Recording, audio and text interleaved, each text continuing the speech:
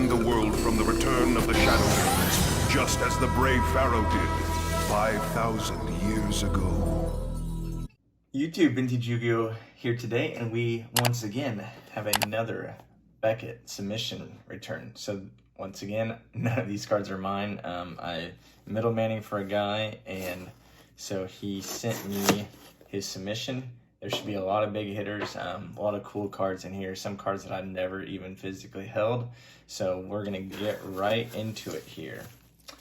I think it looks like we have maybe 6 cards here, so nothing too long, but should be some really cool, big hitting cards.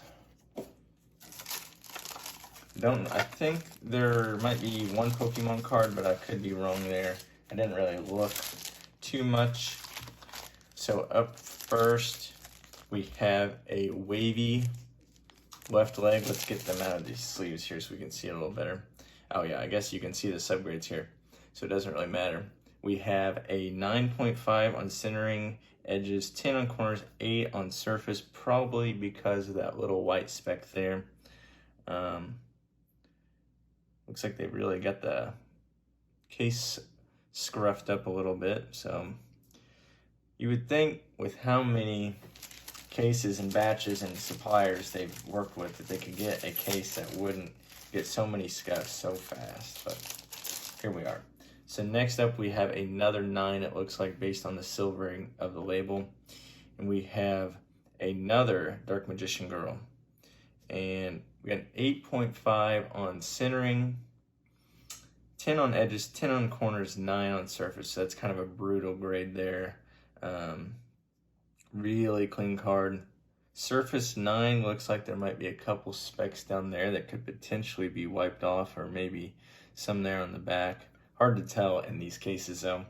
And then the centering, probably fair with the 8.5, pretty shifted high to low, and a little tilted also, so, but it's still a really solid Dark Magician Girl there.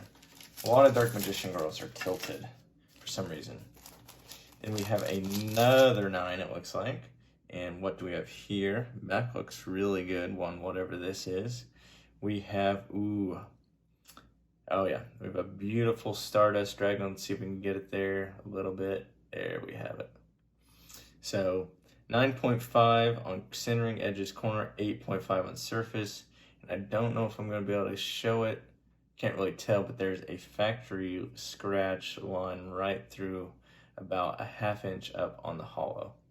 So that is what caused that surface grade. They are really hard on ghosts on surface scratches, so not surprised to see that. Once again, none of these cards are mine, but it's really cool to be able to see them. But looks like we have 1 Pokemon and 2 9.5s left. So don't message me asking if they're for sale. They're gonna go straight to the guy that I'm middlemaning for. And let's see what we have next. So yeah, gold label, Dark Paladin. So really solid here, 9.5 centering, 10 edges and corners, and a 9 on surface. So let's see if we can see where the flaw is. Some light scratching on the back. My opinion is, the back is important, but 99% of people that have these cards for the long term and that are going to display them, they're going to put them in a shadow box or something. You're never even going to see the back. I kind of wish they would do a front surface and a back surface grade, but that would really just be, if you guys saw my last, I don't know which order I'm going to do them. I might post this one first, but I'm going to do if I haven't posted it, I'm doing a Beckett comparison video on cards that have been submitted prior, and we're comparing subgrades between the 2 submissions. So that'll, if I haven't posted it, I won't go too into detail. But adding another subgrade would probably be a mistake. All right. Let's see what happened. Why is there a piece of paper here?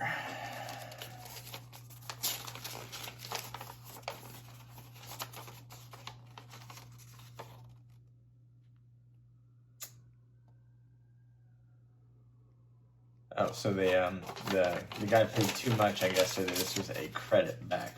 So we have a 9 Pokemon card, and I think this is a really big one.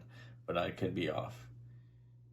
Ooh, French. Okay, so I knew it was first edition Charizard, but is it French? So, still 1999 base set. 9.5 centering, 9.5 corners, 9 on edges, and an 8.5 on surface. Yeah, a couple hollow scratches. Back looks really good. So, still really cool part of history there. Never held a base set first edition Charizard. So, that is a first here for me. So, even if it is foreign, still really cool. And last but not least, what do we have for this last BGS 9.5? Oh yes, a 10,000 Dragon, really popular card from 2020 Battles of Legend Armageddon. This is the weakest 9.5 you could get, but still nonetheless a gem card. 9 on edges, yeah, one light white nick there I see right off the bat. So probably a pretty fair grade, but you know, I didn't send these cards in and didn't see them prior to grading, so don't really have a whole lot of thoughts on them. But this card, you know, has, you know, pretty massive value for, but I mean, it's a 10,000th card printed, but other than that, I don't really get it. Honestly, there's, you know, other Starlights that have, this was one of 2 Starlights in the set, so you pulled one every 2 cases, where other sets, you know, have 4 or 5 Starlights, so you don't get that specific Starlight unless you open 5 cases. So in other sets, other Starlights are more rare, based on my math, so it doesn't make a whole lot of sense for why this has as much value as it does, but that's a story for another day. So, you know, quick little 7-minute video here on this Beckett return, so hopefully you guys enjoyed. Let me know your thoughts and your favorite card here in this return. Have a good day, and as always, thanks for watching.